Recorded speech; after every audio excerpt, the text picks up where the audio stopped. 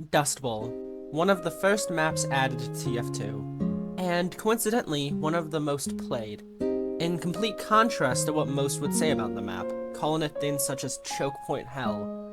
I mean, there's a whole song about it.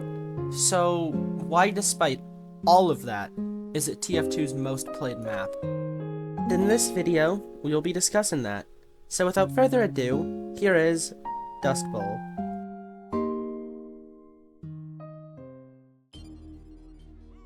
Dustbowl is a map first featured in the original Team Fortress Quake mod. And no, I'm not doing this. I'm not giving the basic wiki summary. You know most of the history. I mean, it's called Team Fortress 2. There's a 2 in the name. It's a sequel to a game that originated as a Quake mod. Anyways though, when TF2 released in October 10th of 2007, it came with 6 maps. Dustbowl, Granary, Gravel Pit, Well, Two Fort, and Hydro. Today's focus, of course, being Dustbowl. Being one of the older maps leads to it having some outdated design choices. The map was made for a practically different game, both literally and figuratively.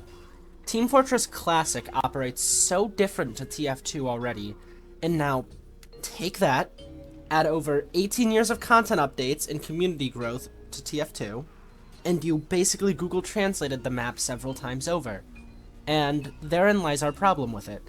At its core, it's a map that transcends time in a sense. Think Captain America almost. Wrong time and era to a point where it just doesn't belong or fit in.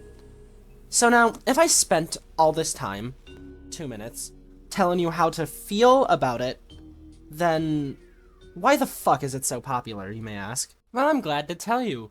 It's because people are fucking masochists. I mean, seriously, with how people talk about this map, you'd think they were actually going to war or something. And I think that's exactly why it works. Let me explain. Dustbowl is a trial, a narrative almost. You and many of your other mercenaries are lined up against unbeatable odds. Choke points and a hard-defended control point. You and your team charge out into a war that goes on for 20 minutes as both sides constantly push back and forth.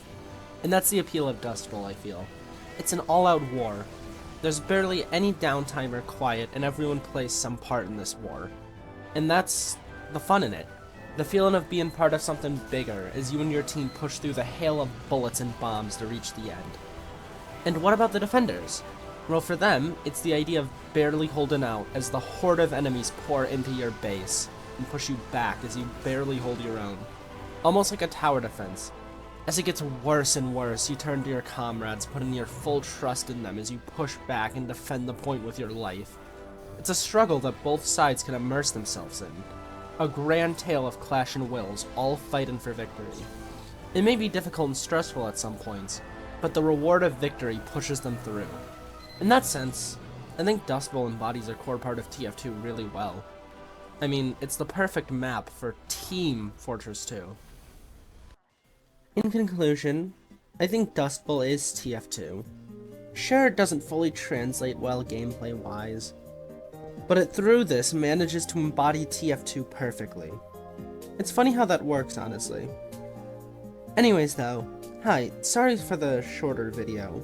I've been branching out on a lot of other projects of mine and just generally doing more.